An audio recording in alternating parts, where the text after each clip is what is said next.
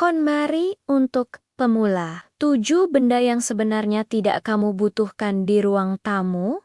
Sebelumnya pastikan klik tombol subscribe, share, dan like ya, agar channel ini bisa lebih berkembang, membagikan manfaat lebih banyak. Terima kasih. Bunda, boleh aku curhat sedikit hari ini? Soalnya aku yakin banget apa yang aku rasakan ini mungkin juga Bunda rasakan di rumah. Rasanya tuh kadang ya, ruang tamu yang harusnya jadi tempat kita napas, tempat kita duduk sebentar sambil minum teh hangat, malah berubah jadi penyimpanan barang-barang yang entah datang dari mana. Kayak tiba-tiba ruang tamu itu jadi tempat transit segala macam benda, dari mainan anak, bon belanja, charger yang hilang sebulan lalu, sampai tas belanja yang belum dibereskan. Dan itu bikin kepala terasa penuh. Aku dulu sering banget merasa bersalah.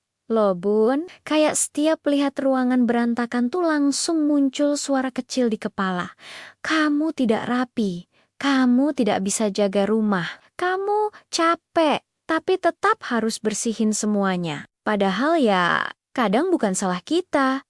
Kadang rumah berantakan bukan karena kita malas, tapi karena terlalu banyak barang yang tidak lagi punya alasan untuk tinggal bersama kita. Aku mau jelasin sedikit banget tentang KonMari. Metode KonMari itu dibuat oleh Marie Kondo, seorang konsultan beres-beres dari Jepang yang mulai dikenal luas sejak bukunya terbit sekitar awal 2000-an dan makin mendunia beberapa tahun setelahnya. Intinya sederhana.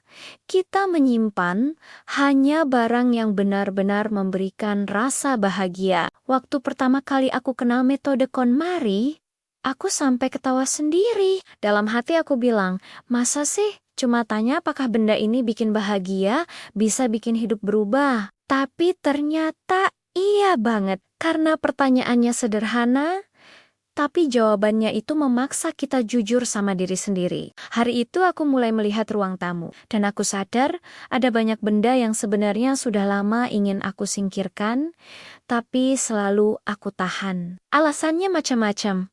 Sayang, masih bagus. Siapa tahu, butuh. Padahal kalau aku lihat baik-baik, barang itu tidak memancarkan kebahagiaan apapun. Tidak membawa kelegaan, tidak memberi ketenangan. Yang dia bawa justru rasa penuh, sesak, dan kewajiban untuk merawat yang tidak pernah aku minta. Bunda, aku mau cerita lebih dalam tentang 7 benda yang akhirnya aku lepaskan dari ruang tamu. Dan mungkin cerita ini bisa bantu Bunda yang juga sedang berjuang melapangkan hati dan ruangan. Yang pertama adalah hiasan kecil yang jumlahnya banyak sekali. Dulu, aku suka banget beli dekor lucu. Setiap belanja bulanan, pulangnya selalu ada 1 atau 2 hiasan kecil tambahan. Lama-lama aku sadar. Meja tamu aku sudah seperti etalase toko. Banyak benda kecil yang tidak punya makna. Cuma ada di situ karena aku takut ruangannya terlihat kosong. Padahal setelah aku lepaskan sebagian besar, justru kosongnya itu yang bikin tenang.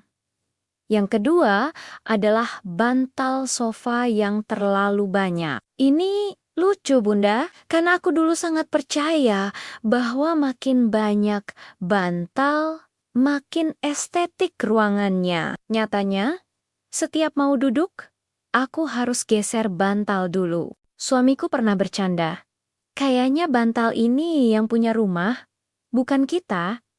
Setelah aku kurangi, baru terasa bedanya. Sofa jadi tempat istirahat, bukan tempat ninggalin dekor yang tidak perlu. Yang ketiga adalah tumpukan majalah lama. Sejujurnya, beberapa majalah itu punya kenangan, tapi aku sadar, kenangan itu ada di hati, bukan di barang. Majalah itu sudah berubah jadi tumpukan yang membuatku merasa bersalah setiap kali melihatnya. Bersalah karena tidak sempat baca. Bersalah karena membiarkan debu menumpuk. Setelah aku berterima kasih dan melepas semuanya, rasanya seperti napas dalam setelah lama menahan udara. Yang keempat adalah kabel-kabel tidak jelas. Kabel putus, kabel lama, kabel yang aku bahkan tidak tahu milik siapa atau untuk perangkat apa.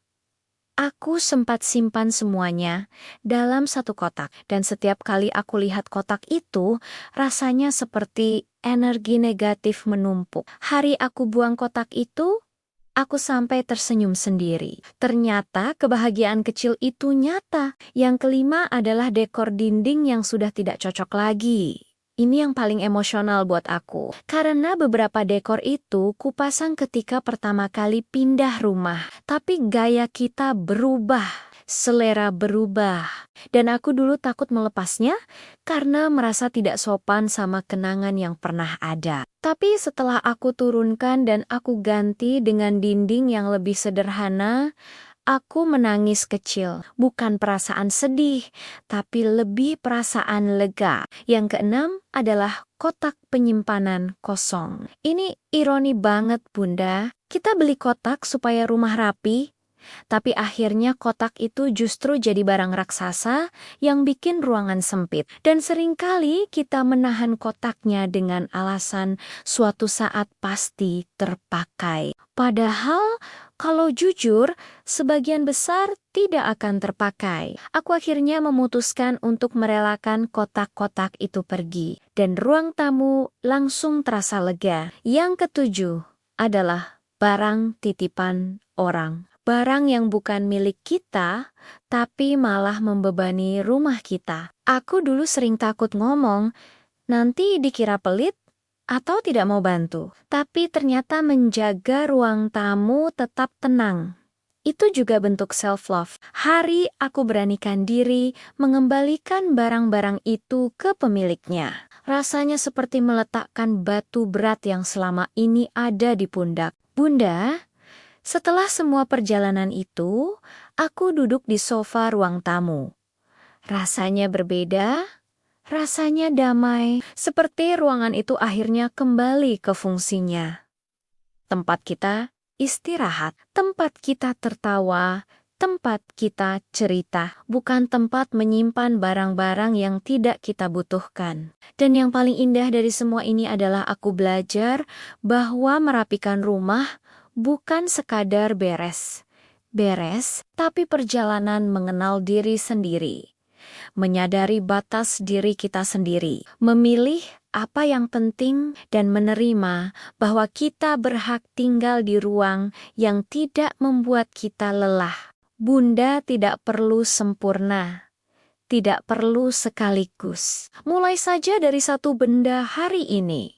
Dengarkan hatinya, dengarkan hati Bunda, dan pelan-pelan rumah akan ikut berubah. Sama seperti aku yang akhirnya bisa bernapas lebih dalam ketika masuk ruang tamu sendiri. Begitulah akhir cerita kali ini. Sampai jumpa di video berikutnya ya. Salam dan terima kasih.